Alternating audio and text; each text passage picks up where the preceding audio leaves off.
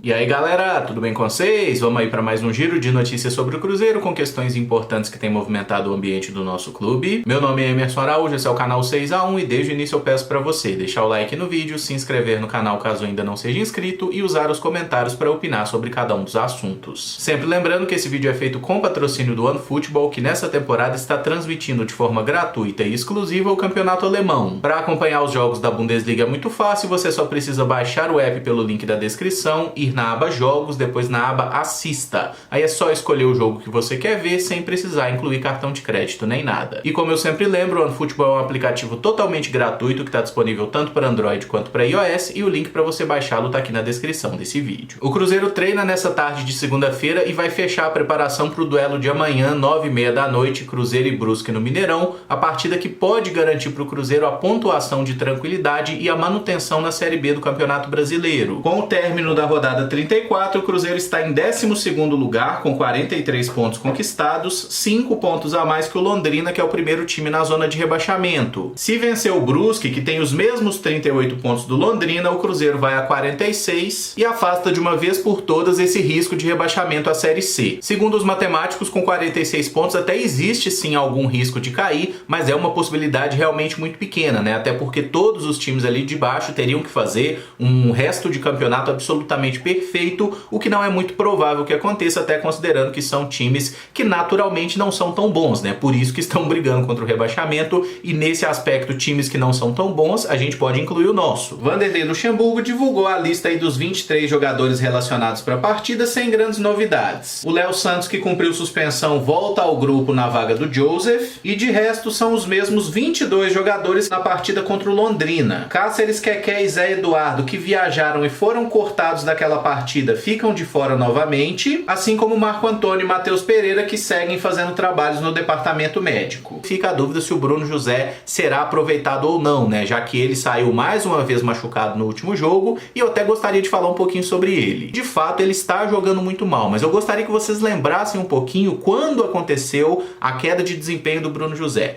Ele se machucou naquele jogo contra o Goiás, uma partida que ele foi substituído no primeiro tempo. Aí eu lembro que 4 dias depois, ele jogou machucado a partida contra a Ponte Preta e fez um golaço naquele jogo lá na Arena do Jacaré, que foi até num sábado de manhã. Depois daquela partida, o Bruno José ficou 20 dias fora do time, tá? Tratando da lesão, e desde que voltou, ele não voltou bem. Pra mim é muito nítido que o Bruno José está jogando machucado, ele tá jogando no sacrifício, porque ele parece outro jogador em relação do que ele era até aquele início da Série B. Então, ainda que eu concorde que nesse momento ele merece muita crítica, eu acho que a gente tem que ter um pouquinho de calma também para entender o momento em que o jogador parece estar se esforçando, mas não consegue render no seu melhor porque não está fisicamente bem. Vamos ter paciência, se for pro Cruzeiro deixar ele fora de uns jogos, que deixe para que ele volte na próxima temporada inteiro, né? Mas que faça plenamente essa recuperação, porque para mim é muito nítido que o desempenho dele caiu demais por causa desse problema no tornozelo, né? É só ver que no último jogo ele sai com 20 minutos e ele tinha tomado uma pancada no tornozelo pouco antes e parece que é uma região que ainda tá machucada, ainda tá sensível. Então sempre que ele toma um contato ali, ele precisa sair, porque ele não consegue mais continuar jogando. Mas é um jogo muito importante que toma contornos até especiais quando a gente considera a forma como a torcida do Cruzeiro está abraçando o time nesse momento e tentando fazer a parte dela para ajudar, né? Não à toa, antes do jogo de sexta-feira, que a gente vence contra o Londrina, já tinham sido vendidos mais de 20 mil ingressos para a partida, e nesse momento, segunda-feira, o Cruzeiro já vendeu todos os 35 mil ingressos disponíveis. E essa é a grande polêmica do momento. A Minas Arena, administradora do estádio, disse que não pode vender mais que esses 35 mil ingressos por questões operacionais, que respeitando as leis trabalhistas, eles não têm um número suficiente de profissionais para fazer o jogo do Cruzeiro na terça e o jogo do Atlético na quarta, e que 35 mil ingressos é a carga máxima que eles conseguem liberar. O presidente do Cruzeiro, Sérgio Santos Rodrigues, disse estar indignado, que eles querem lotação máxima e farão de tudo para conseguir isso. E é uma posição muito fácil para a gente começar a xingar a Minas Arena, culpar a concessionária, culpar a Prefeitura de Belo Horizonte, culpar todo mundo por não liberar a carga de ingressos para o Cruzeiro, mas eu acho que tem alguns pontos que a gente deve considerar considerar nessa história. O primeiro deles é que essa explicação que o pessoal da Minas Arena está citando, né, que não teria funcionários para fazer a operação nos 2 jogos, que não dá o prazo mínimo exigido de 12 horas, né, entre o final do jogo do Cruzeiro e o início do jogo do Atlético, é uma explicação que sim faz sentido, tem base legal para esse argumento. Assim como vale a pena a gente fazer o contraponto de que desde que foi iniciada essa relação da Minas Arena com os clubes mineiros, existe um claro favorecimento ao Atlético, inclusive num momento que só o Cruzeiro tinha contrato com a Minas Arena, que o Atlético tinha contrato para jogar no Independência. Ficou muito marcado em 2013, final de Campeonato Mineiro, só com torcida do Cruzeiro no estádio, que meteram o hino do Atlético. Eu acho que boa parte que estava lá no estádio, pelo menos, deve se lembrar disso e como isso gerou revolta na época. Mas aí a gente tem que lembrar uma outra questão. O Cruzeiro hoje não tem contrato para fazer os seus jogos na Minas Arena. O Atlético tem um contrato, se eu não me engano, que é feito anualmente. O Atlético é um time que manda todos os seus jogos na Minas Arena. O Cruzeiro não. O Cruzeiro tem feito contratos eventuais, né? A gente jogou boa parte do Campeonato Mineiro no Mineirão, depois fez algumas partidas no Independência, chegou a jogar algumas partidas até na Arena do Jacaré em Sete Lagoas,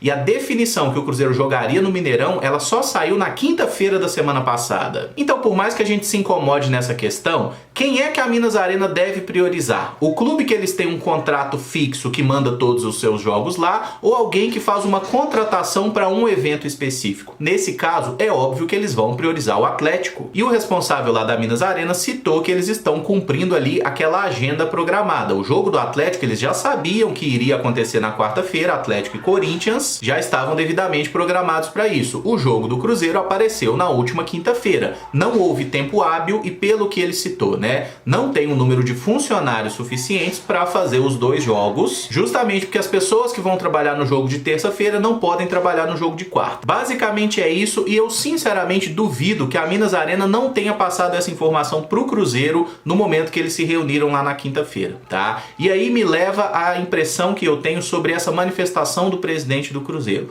Para mim ele está, para falar um bom português, metendo o louco e tentando jogar pra torcida. Assim como o Zezé Perrella fez lá atrás, assim como o Itair Machado fez lá atrás, até porque todos eles têm uma mesma origem, né? Todos saíram aí mais ou menos do mesmo balaio. É a mesma estratégia de tentar jogar sempre o mundo contra o Cruzeiro. É a mídia clubista, é a Minas Arena que tá contra, é essa imprensa, todo mundo tá contra o Cruzeiro. E dessa forma eles tentam mascarar a própria incompetência. Eu gostaria muito que o Cruzeiro tivesse realmente casa lotada amanhã no jogo, 61 mil pessoas lá, como a gente já fez anteriormente, né? Porque agora estão tentando vender uma ideia aí de que o Atlético bateu o recorde de público, sendo que o Cruzeiro bateu o recorde de público do estádio. Seria muito mais confortável ficar aqui gritando e xingando a Minas Arena, falando que é todo mundo franga, que tá todo mundo contra a gente, mas na prática, gente, eu acho que o negócio não é esse, tá? Realmente tem questões operacionais que atrapalham, existem sim leis para serem cumpridas nessa questão, e como os jogos são em dias seguintes, não foi possível botar todo o público no jogo do Cruzeiro.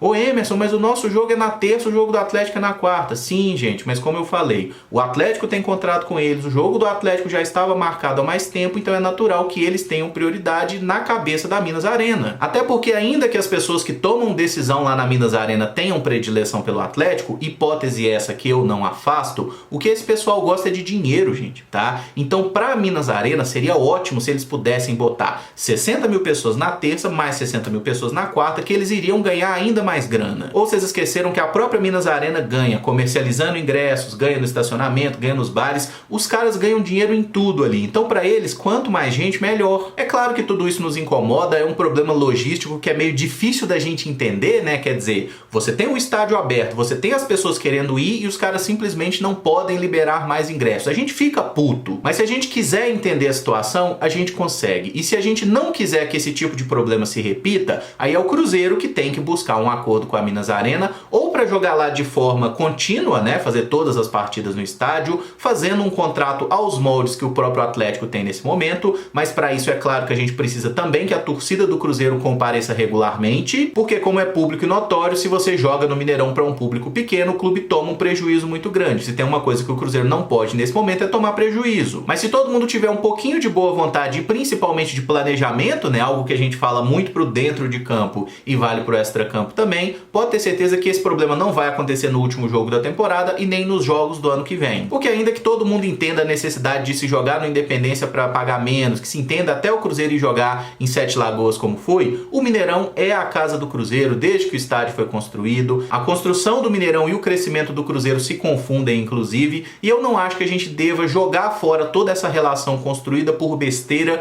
por picuinha e muito menos por achar que todo mundo é atleticano, porque convenhamos, não é. E para fechar, o time feminino do Cruzeiro venceu ontem o Ipatinga por 1-0 e está na decisão do Campeonato Mineiro. O único gol da vitória foi marcado pela Carol e o adversário na final será o Atlético. As cabulosas cumpriram a expectativa, né? Já tinham vencido o jogo de ida por 2-0, venceram na volta por 1-0, então vaga na final. Lembrando que no primeiro turno o Cruzeiro fez 3-0 no time do Atlético, né? Mas não significa que será um jogo fácil e tomara que elas consigam vencer o título esse ano, né? Porque na temporada passada o Cruzeiro perdeu a decisão pro Atlético e ficou engasgado, né? Tomar um gol no final, depois perder nos pênaltis. Tomara que em 2021 a história seja diferente e o Cruzeiro recupere a taça. Encerro esse vídeo por aqui. Se você gostou, eu peço que deixe o like, se inscreva no canal caso ainda não seja inscrito e use os comentários para opinar sobre cada um dos temas. Muito obrigado por acompanhar, um abraço e até o próximo vídeo. Valeu!